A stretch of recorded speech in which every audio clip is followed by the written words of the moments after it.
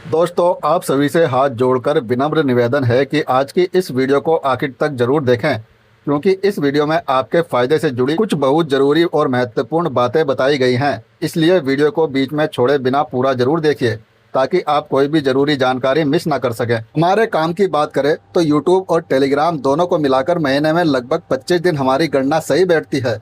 हमारे काम की 3 क्लास होती हैं। पहली क्लास यूट्यूब पर, दूसरी क्लास टेलीग्राम पर, तीसरी क्लास मेंबरशिप में। इसलिए अगर आप हमारी पूरी जानकारी और सभी अपडेट के साथ जुड़े रहना चाहते हैं तो यूट्यूब के साथ साथ टेलीग्राम पर भी एक्टिव रहना जरूरी है। हमारे टेलीग्राम चैनल से जुड़ने के लिए वीडियो के डिस्क्रिप्शन में सबसे नीचे दिए गए अबाउट बटन पर क्लिक करें। वहां आपको कुछ लिंक दिखाई देंगे, उनमें से किसी भी लिंक पर क्लिक करके आप सीधे हमारे टेलीग्राम चैनल तक पहुंच सकते हैं। इसके अलावा आप गूगल पर सपनों का गणित टेलीग्राम सर्च कर सकते हैं। जो पहला लिंक दिखाई दे उस पर क्लिक करें। वहां आपको हमारे चैनल का लोगो दिखाई देगा। लोगो पर क्लिक करते ही आप सीधे हमारे टेलीग्राम चैनल तक पहुंच जाएंगे। और दोस्तों, आज की इस वीडियो में आपको 10 सपनों की कहानी सुनाई जाएगी। इन सपनों को ध्यान से सुनिए और समझिए। इसके अलावा बाकी 10 सपनों की कहानी और सिंगल एक घर का सपना टेलीग्राम पर बताया जाएगा। इसलिए अगर आप हमारी पूरी क्लास और पूरी जानकारी चाहते हैं तो यूट्यूब और टेलीग्राम दोनों जगह एक्टिव रहना बहुत जरूरी है। ध्यान रखिए, ये जानकारी मनोरंजन और अनुमान पर आधारित है। इसकी कोई खास गारंटी नहीं है। आज रात मैंने एक ऐसा सपना देखा जिसे मैं चाहकर भी भूल नहीं पा रहा हूँ। सपना शुरू हुआ तो मैं खुद को एक सुनसान जंगल के बीच खड़ा देख रहा था। रात इतनी काली थी कि आसमान में चांद और तारे तक दिखाई नहीं दे रहे थे। चारों तरफ पेड़ों की टहनियाँ हवा के बिना ही हिल रही थी और दूर किसी के रोने की आवाज़ आ रही थी। मैं डरते डरते आगे बढ़ा तो अचानक जंगल खत्म हो गया और सामने एक बहुत पुराना महल दिखाई दिया।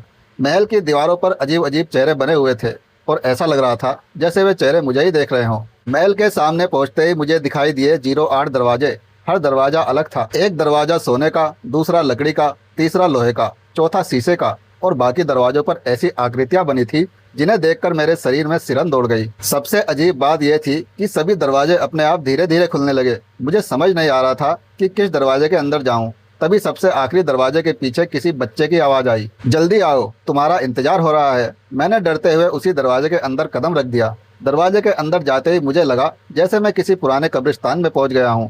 चारों तरफ धुंध फैली हुई थी और जमीन से अजीब नीली रोशनी निकल रही थी। मैं आगे बढ़ा तो अचानक मेरे सामने एक बहुत बड़ा मैदान दिखाई दिया। वहाँ सैकड़ों कुर्सियाँ लगी हुई थी। हर कुर्सी पर सफ़ेद कपड़े पहने कोई बैठा था। पहले मुझे लगा कि शायद किसी सभा का इंतजाम है, लेकिन जैसे ही मैं पास पहुंचा मेरी आंखें डर से फैल गई। वहाँ 53 मुर्दे थे। सभी मुर्दे बिल्कुल शांत बैठे थे, लेकिन उनकी आंखें खुली हुई थी। सबसे आगे बैठा एक मुर्दा अचानक मेरी तरफ देखने लगा और बोला, तुम बहुत देर से आए हो। मैंने कांपते हुए पूछा, आप लोग कौन है? वह हंसकर बोला, हम वो लोग हैं जिन्हें तुमने अपने पिछले सपनों में देखा था। तभी बाकी मुर्दे भी मेरी तरफ देखने लगे। एक मुर्दे ने अपनी जेब से पुरानी घड़ी निकाली और कहा, जब ये घड़ी बंद होगी तुम्हारा सपना बदल जाएगा। अचानक घड़ी की टिक टिक बहुत तेज हो गई। मैंने पीछे भागने की कोशिश की, लेकिन रास्ता गायब हो चुका था। तभी सभी मुर्दे एक साथ खड़े हो गए और बिना पैर हिलाए मेरी तरफ बढ़ने लगे। मैं घबराकर आंखें बंद कर बैठ गया। कुछ सेकंड बाद आंखें खोली तो वहाँ एक भी मुर्दा नहीं था। सिर्फ जमीन पर एक सफेद फूल पड़ा था और उसके नीचे एक कागज था जिस पर लिखा था, आगे जाओ। मैं उस कागज को उठाकर आगे बढ़ा। कुछ दूर जाने के बाद अचानक मुझे बहुत मधुर आवाजें सुनाई देने लगी। पहले मुझे लगा कि शायद कोई मंदिर या शादी का कार्यक्रम है, लेकिन आवाजें इतनी अजीब थी कि मेरे कदम खुद ब खुद रुक गए। सामने एक बड़ा मैदान था और मैदान के बीच एक गोल चबूतरा बना हुआ था। उस चबूतरे पर बहुत सारी औरतें रंग बिरंगे कपड़े पहनकर बैठी थी। उनके हाथों में फूल थे और वे एक ही धुन में गाना गा रही थी। मैंने गिनने की कोशिश की तो वहाँ 71 औरतें गाना गा रही थी। उनका गाना सुनने में सुंदर था, लेकिन उसके शब्द बहुत डरावने थे। वो गा रही थी, जो इस रास्ते पर आया वह कभी वापस नहीं जाएगा। मैं धीरे धीरे उनके पास पहुंचा और एक औरत से पूछा, आप लोग यहाँ क्या कर रही हैं? दोस्तों, अगर आप मेंबरशिप लेना चाहते हैं तो स्क्रीन पर दिखाई दे रहे नंबर पर सिर्फ मैसेज करें। मैसेज में केवल इतना लिखें, सपनों का गणित मेंबरशिप। ध्यान रखें, कॉल बिल्कुल ना करें, सिर्फ मैसेज के जरिए संपर्क करें। कॉल करने पर किसी तरह का कोई रिप्लाई नहीं मिलेगा। उसने गाना बंद किए बिना मेरी तरफ देखा और मुस्कुराई। उसकी आंखों में आंसू थे। उसने कहा, हम उस राजा की विदाई का गीत गा रहे हैं जो अभी पैदा भी नहीं हुआ। मैं उसकी बात समझ नहीं पाया। दूसरी औरत अचानक हंसने लगी और बोली, तुम ही वो राजा हो। इतना सुनते ही सभी औरतें मेरी तरफ मुड़ गई और उनका गाना अचानक बहुत तेज हो गया। हवा में फूल उड़ने लगे, पेड़ झुकने लगे और जमीन कांपने लगी। तभी चबूतरे के बीच एक छोटा रास्ता खुला। एक औरत ने हाथ से इशारा करके कहा, मैं जैसे ही उस रास्ते से बाहर निकला, सामने एक सुनसान मैदान था। वहाँ जमीन पर एक छोटी सी डिब्बी पड़ी थी। मैंने उसे उठाया तो अचानक डिब्बी के अंदर से फुसफुसाने की आवाज़ आने लगी। मैं डर कर पीछे हट गया। तभी डिब्बी अपने आप खुल गई और उसमें रखी तीलियां हवा में ऊपर उठने लगी। एक एक करके सभी तीलियां जलने लगी और मुझे साफ सुनाई देने लगा। 12 माचिस कह रही थी, आग लगा देंगे। मैं भागने लगा, लेकिन जलती हुई तीलियां मेरे पीछे पीछे उड़ने लगी। अजीब बात यह थी कि आग जमीन को नहीं जला रही थी, बल्कि जहाँ जहाँ आग पहुँचती वहाँ की चीजें अचानक गायब हो जाती।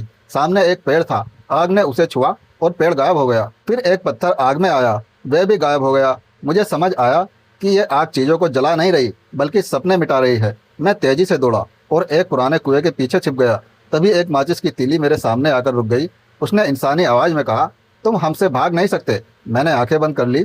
कुछ देर बाद जब आंखें खोली तो सारी माचिसें गायब थी, लेकिन जमीन पर आग से एक चमकता हुआ रास्ता बन चुका था। मुझे मजबूरी में उसी रास्ते पर चलना पड़ा। वह चमकता रास्ता मुझे एक विशाल रसोई घर के अंदर ले गया। रसोई इतनी बड़ी थी कि मुझे लगा जैसे किसी राजा के महल के लिए खाना बनाया जा रहा हो। वहाँ बड़े बड़े भगोने रखे थे और दर्जनों लोग बिना चेहरा दिखाए खाना बना रहे थे। किसी ने मेरी तरफ देखे बिना कहा, आज बहुत बड़ा भोज है। मैंने पूछा, किसका भोज है? कोई जवाब नहीं मिला। तभी मेरी नज़र सबसे बड़े भगोने पर पड़ी। उसमें चावल पक रहे थे और उसकी खुशबू पूरे कमरे में फैल रही थी। एक आदमी ने लकड़ी का बड़ा चम्मच उठाया और बोला, 35 किलो चावल बनाए गए हैं, लेकिन खाने वाला कोई नहीं आएगा। उसकी बात सुनकर मैं हैरान रह गया। मैंने भगोने के अंदर देखा तो चावल के बीच छोटी छोटी सोने की चाबियां तैर रही थी। दोस्तों, अगर आप अपना काम ऑनलाइन लिखवाना चाहते हैं तो आप पीसू भाई से संपर्क कर सकते हैं। उनका नंबर आपको स्क्रीन पर दिखाई दे रहा होगा। आप दिए गए नंबर पर मैसेज करके अपने काम के बारे में जानकारी ले सकते हैं। यह बंदा एकदम ईमानदार है। जैसे ही आपका काम हो जाता है, आपकी पेमेंट ईमानदारी से कर दी जाती है। मैंने एक चाबी निकालने की कोशिश की तो पूरा भगोना हिलने लगा।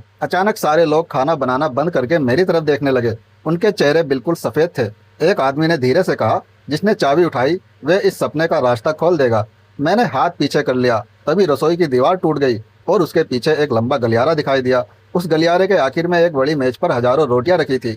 मैं आगे बढ़ा तो अचानक तेज आग भड़क उठी थी। आग इतनी तेजी से फैली कि देखते ही देखते रसोई घर धुएं से भर गया। मैं बाहर निकलने के लिए भागा, लेकिन दरवाजा बंद था। सामने रखी रोटियां एक एक करके आग में गिरने लगी। कुछ ही पलों में 26 रोटियां जल गई और उनका काला धुआं पूरे कमरे में फैल गया। लेकिन उस धुएं में अजीब आकृतियां बनने लगी। कभी किसी बूढ़े का चेहरा दिखाई देता, कभी बच्चे का, कभी किसी जानवर का। एक जली हुई रोटी अचानक जमीन से उठकर हवा में घूमने लगी और मेरे सामने आकर रुक गई। उस पर आंखों जैसा निशान बन गया। वह बोली, तुमने खाना देखा लेकिन भूख का रहस्य नहीं देखा। मैं डरकर पीछे हट गया। तभी जमीन के नीचे से किसी के रोने की आवाज आई। मैंने फर्श पर हाथ रखा तो वहां से ठंडी हवा निकल रही थी। मैंने लकड़ी से फर्श तोड़ा तो नीचे सीढ़ियां दिखाई दी। मैं उन सीढ़ियों से नीचे उतरने लगा। नीचे एक विशाल कमरा था जिसमें दीवारों पर पुराने राजाओं की तस्वीरें लगी थी। हर तस्वीर में राजा रो रहा था। जैसे ही मैंने आखिरी तस्वीर देखी, उसमें मेरा चेहरा दिखाई दिया।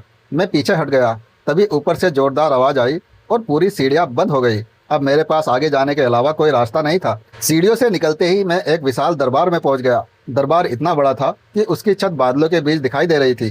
बीच में सोने का सिंहासन था और उसके चारों तरफ बहुत सारे राजा बैठे थे। सभी ने भारी मुकुट पहन रखे थे, लेकिन किसी के चेहरे पर खुशी नहीं थी। अचानक एक आवाज गूंजी, 80 राजा रोने लगे। और सच में अगले ही पल सभी राजा जोर जोर से रोने लगे। कोई अपने मुकुट को उतारकर जमीन पर पटक रहा था, कोई अपनी तलवार को देखकर रो रहा था और कोई बार बार कह रहा था, हमारा राज्य खत्म हो गया। मैं सबसे बड़े राजा के पास गया और पूछा, आप लोग क्यों रो रहे हैं? उसने आंसू पोंछकर कहा, क्योंकि हमें आज पता चला है कि हम राजा नहीं, किसी और के सपने के किरदार हैं। मैंने पूछा, तो असली राजा कौन है? राजा ने मेरी तरफ इशारा किया। मेरे मुंह से आवाज तक नहीं निकली। उसने कहा, जिसके सपने में हम मौजूद है वही हमारा राजा है। तभी दरबार की जमीन हिलने लगी और सारे सिंहासन घूमने लगे। राजा ने मुझे चिल्लाकर कहा, भागो वरना रानियां तुम्हें देख लेंगी। मैं दरबार के पीछे भागा और एक बड़े दरवाजे के पीछे छिप गया। दरवाजे के पीछे पहुंचते ही मुझे जोर जोर से हंसने की आवाज़ सुनाई दी। मैंने धीरे से दरवाज़ा खोला तो एक विशाल कमरा दिखाई दिया। वहाँ सोने के कपड़े पहने रानियां बैठी थी। किसी के हाथ में फूल था, किसी के हाथ में आईना और किसी के हाथ में अजीब मुकुट था। जैसे ही मैं अंदर गया, 85 रानियां हंस रही थी और उनकी हंसी इतनी तेज थी कि पूरा महल कांप रहा था। मैंने एक रानी से पूछा, आप लोग किस बात पर हंस रही हैं? उसने आईना मेरी तरफ करके कहा, राजा रो रहे हैं और तुम्हें अभी भी समझ नहीं आया कि असली खेल क्या है। मैंने आईने में देखा तो उसमें मेरा चेहरा नहीं था, उसमें वही महल दिखाई दे रहा था, लेकिन महल के अंदर मैं खुद सिंहासन पर बैठा था। मैं डर गया और आईना जमीन पर गिरा दिया। रानी हंसकर बोली, तुम जितना भागोगे सपना उतना बड़ा होता जाएगा। दूसरी रानी ने कहा, तुम्हारे लिए बाहर निकलने का रास्ता सिर्फ एक है। मैंने पूछा, कहाँ? उसने खिड़की की तरफ इशारा किया। खिड़की के बाहर आसमान में एक काला रास्ता बन गया था। अचानक महल की सारी दीवारें पारदर्शी हो गई और मुझे दूर से घोड़े की टापें सुनाई देने लगी। सभी रानियां एक साथ चुप हो गई और एक रानी ने धीरे से कहा, अब सैनिक आ गए हैं। मैं खिड़की से बाहर निकला तो सामने एक विशाल मैदान था। धूल के बादल उड़ रहे थे और जमीन इतनी जोर से कांप रही थी कि मेरे पैर टिक नहीं रहे थे। दूर से काले घोड़े पर सैनिकों की एक लंबी कतार मेरी तरफ बढ़ रही थी। उनके कवच चमक रहे थे और हाथों में तलवारें थी। मैंने ध्यान से देखा तो 67 घोड़े पर सिपाही मेरी तरफ आ रहे थे। सबसे आगे वाला सिपाही बाकी सभी से अलग था। दोस्तों, अगर आपको हमारी ये वीडियो पसंद आए तो वीडियो को लाइक और चैनल को सब्सक्राइब जरूर करें। आपका एक लाइक और सब्सक्राइब हमारे लिए बहुत मायने रखता है। उसके घोड़े की आंखें लाल थी और उसके हाथ में एक बहुत बड़ी तलवार थी। वह मेरे पास आकर रुका और बोला, तुम्हें यहाँ से जाने की अनुमति नहीं है। मैंने पूछा, मैंने क्या किया है? वह बोला, तुमने इस सपने के 10 रहस्यों में से 9 देख लिए हैं। अब आखिरी रहस्य तुम्हें खुद देखना होगा। मैंने पूछा, वह क्या है? उसने आसमान की तरफ देखा। वहाँ बादल गोल गोल घूम रहे थे और उनके बीच एक विशाल दरवाजा बन रहा था। सिपाही ने कहा, उस दरवाजे के पार तुम्हारी असली दुनिया है, लेकिन वहाँ जाने से पहले तुम्हें अपने डर से लड़ना होगा। अचानक सारे सैनिक मेरे चारों तरफ फैल गए। उनके घोड़े जमीन से ऊपर उठ गए। मैंने देखा कि हर सिपाही के चेहरे पर मेरा ही चेहरा था। मैं समझ गया कि मैं जिनसे लड़ने वाला हूँ वे बाहर के लोग नहीं बल्कि मेरे अपने डर हैं। तभी आसमान से बिजली गिरी और पूरा मैदान अंधेरे में डूब गया। मेरे चारों तरफ अचानक हमला शुरू हो गया। कभी कोई सिपाही सामने आता, कभी कोई अजीब परछाई, कभी कोई विशाल जानवर और कभी वही मुर्दे दिखाई देते जो सपने की शुरुआत में मिले थे। हर तरफ से डरावनी आवाजें आने लगी। मुझे लगा कि अब मैं कभी नहीं बच पाऊंगा। तभी वही बूढ़ा आदमी मेरे सामने प्रकट हुआ और बोला, अब आखिरी दरवाजा खोलो। मैंने पूछा, कैसे? उसने कहा, अपने डर के सामने खड़े होकर। मैं कांपते हुए आगे बढ़ा। जैसे ही मैंने कदम रखा मेरे चारों तरफ 76 हमलों के साथ सपना खत्म होने लगा। पहला हमला हुआ तो आसमान टूट गया, दूसरा हुआ तो जमीन गायब हो गई, तीसरे में पूरा महल राख बन गया, चौथे में राजा और रानियां गायब हो गए और हर अगले हमले के साथ सपना अपनी एक एक चीज खोता गया।